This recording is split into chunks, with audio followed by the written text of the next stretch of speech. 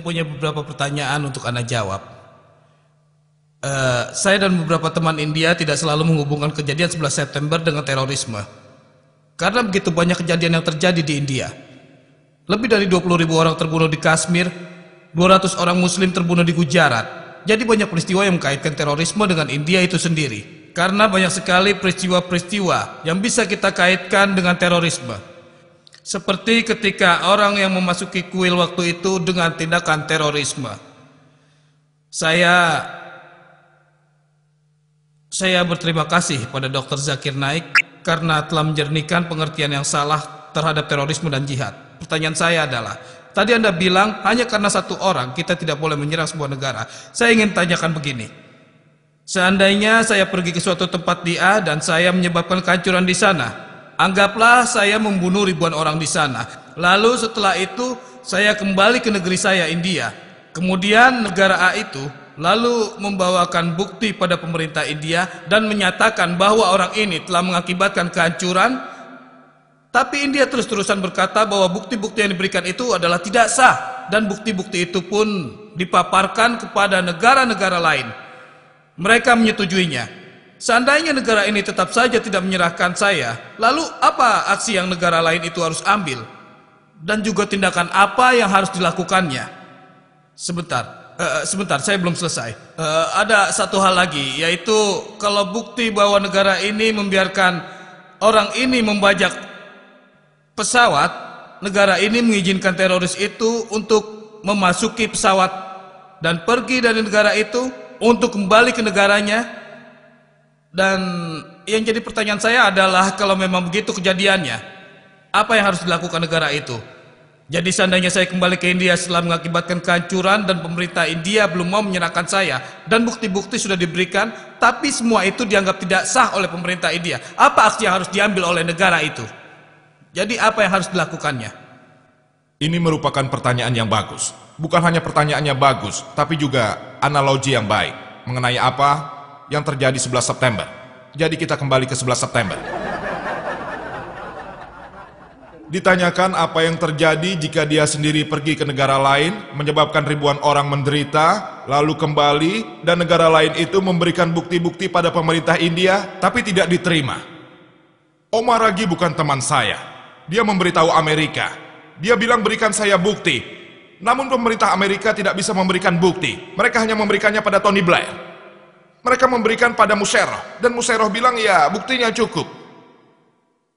Saya sudah lihat buktinya. Tapi saat pemerintah Afghanistan meminta buktinya, mereka tidak bisa memberikan bukti itu pada pemerintah Afghanistan, dan mereka hanya memberikannya pada Tony Blair. Ini tidak masuk akal. Ada yang aneh dengan buktinya. Sampai hari ini Osama bin Laden adalah tersangka utama. Ini hanya hipotesa. Buktinya seharusnya bukti pasti, dan jika mereka punya bukti yang pasti bahwa Osama bin Laden pelakunya, Afghanistan harus menyerahkan Osama bin Laden sekarang juga. Jika kau telah melakukan sesuatu di negara lain dan negara itu memberikan bukti, tapi pemerintahmu menolaknya, maka kau bisa pergi ke pengadilan internasional. Di mana pengadilan internasional yang bisa menyidangkan kasus Osama bin Laden sekarang? Di mana? Ada peraturan internasional. Apa kalian tahu peraturan internasional? Jika ada peraturan-peraturan ekstradisi antara dua negara asing, contohnya jika India dan Inggris memiliki peraturan ekstradisi, maka apabila ada kriminal India yang pergi ke Inggris, India bisa meminta dia dikembalikan. Contohnya Nadim. Kalian tahu Nadim, si penggubah musik. Pemerintah India bilang dia melakukan tindakan kriminal. Namun saat diberikan bukti di Inggris, di pengadilan Inggris malah bilang bahwa bukti-bukti itu tidak sah. Inggris malah menuntut pemerintah India agar India membayar para pengacaranya, pengacara Nadim. Itu Nadim. Bukti yang diberikan cukup, tapi mereka mengatakan bukti itu tidak sah. Apa lalu India harus berperang dengan Inggris? Tidak kan? Itu tidak boleh. Setidaknya pemerintah India telah memberikan bukti, tapi Amerika sama sekali tidak memberikan bukti pada Afghanistan. Jadi apabila Anda pergi ke Saudi dan bagian Arab lainnya, Anda melakukan sesuatu di sana dan Arab Saudi memberikan buktinya di sini, dan Anda memang pelakunya, namun pemerintah India tidak menyetujuinya, maka pemerintah Saudi dan negara Arab tidak berhak membombardir India. Tidak berhak sama sekali. Islam tidak memberikan izin walau Anda pelakunya. Walau Anda membunuh 1 juta orang, mereka boleh menangkapmu jika mereka bisa, tapi tidak boleh memombandir orang-orang tidak bersalah. Tidak boleh. Itu bukan jalan Islam. Sama seperti kita membicarakan peristiwa di Kashmir, di Gujarat, di Aksaldam.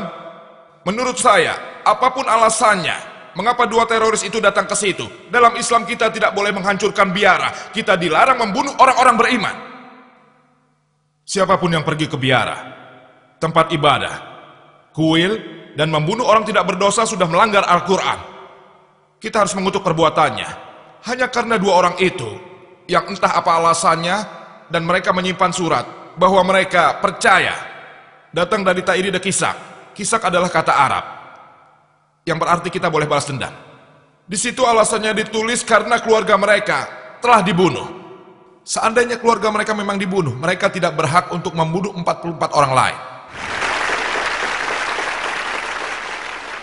Alasannya mungkin orang lain, tapi perbuatannya tidak. Jika mereka memang tahu siapa yang membunuh keluarga mereka dan mereka membalas dendam padanya, itu hal yang berbeda. Bagaimana mereka bisa membunuh 44 orang yang tidak berdosa dalam Islam? Walaupun kau tahu siapa pelaku kejahatannya. Surat Al-Ma'idah bab 5 ayat 32. Barang siapa yang membunuh seorang manusia bukan karena orang itu pembunuh orang lain, atau bukan karena telah membuat kerusakan di muka bumi, seakan-akan dia telah membunuh manusia seluruhnya.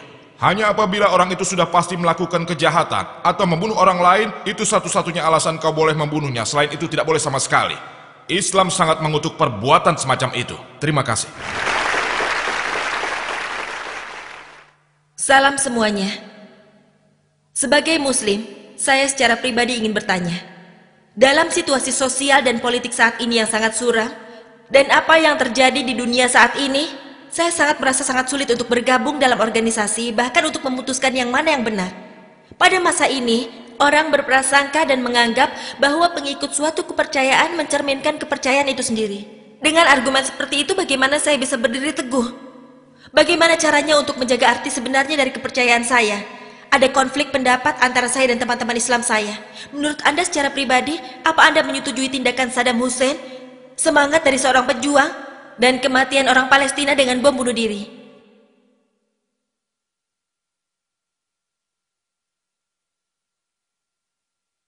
Kalau boleh saya simpulkan, inti pertanyaannya adalah konflik pendapat. Dan dia tidak tahu harus berpihak kemana. Siapa yang harus dia setujui dan siapa yang tidak dia setujui. Jadi dia bertanya pada saya, apa saya setuju dengan yang terjadi dengan mujahidin di Palestina? Apa saya setuju dengan tindakan Saddam Hussein dan sebagainya? Saudari, dengarkanlah saya. Sebagian besar ini adalah masalah politik. Tapi menurut saya, setiap orang punya tujuan masing-masing karena saya banyak bepergian. Salah atau benar, wallahu a'lam, saya tidak bisa memutuskan. Namun, sebab utamanya adalah beberapa orang tertentu dan para politikus. Sekali lagi politikus. Karena alasan politik, mereka menjadikan seseorang kambing hitam. Itulah sebabnya mereka berusaha agar masalah tersebut diselesaikan. Saya seorang Muslim. Jika Anda bertanya, apa yang seharusnya saya jawab? Saya hanya bisa bicara kebenaran. Jika seseorang telah mencelakakan seseorang, jika ia membunuh atau melakukan hal lainnya, kalau memang iya, maka balas dendam itu diizinkan. Jika tidak, maka tidak. Yang Anda tanyakan tadi tentang kasus pribadi seperti Osama bin Laden dan Saddam Hussein, saya tidak tahu latar belakang mereka. Saya hanya bisa memberi nasihat, saya tidak bisa memberi keputusan. Saya sama sekali tidak mengenal mereka. Saya tidak bisa memberikan pendapat. Jadi menurut saya, wallahu a'lam, Allah tahu yang terbaik. Allah tidak akan bertanya apakah Osama bin Laden seorang teroris atau bukan. Yang saya tahu, jika dia salah, jika dia melanggar ayat-ayat Al-Quran dan Sunnah, dia salah. Jika tidak, berarti dia benar. Jadi bukan hak saya untuk menghakiminya. Yang saya tahu, saya harus membaca Al-Quran, firman-firman Allah. Pertanyaan ini tidak perlu ditujukan pada seseorang yang sudah berpergian bolak-balik ke Afghanistan dan tempat-tempat lain. Kita semua bisa lihat di surat kabar. Anda Muslim dan saya juga Muslim. Allah Tuhan yang Maha Besarlah yang berhak menghakimi seseorang. Jadi Saddam Hussein itu teroris atau bukan? Kita harus berkata, wallahu a'lam, kita tidak tahu. Kita tidak menyetujui dan tidak juga mengutuknya. Jika ada bukti kuat atas diri seseorang, baik itu Muslim, wal jamaah, yang terbukti salah menurut Al-Quran, maka kita harus mengutuknya. Tapi jika tidak,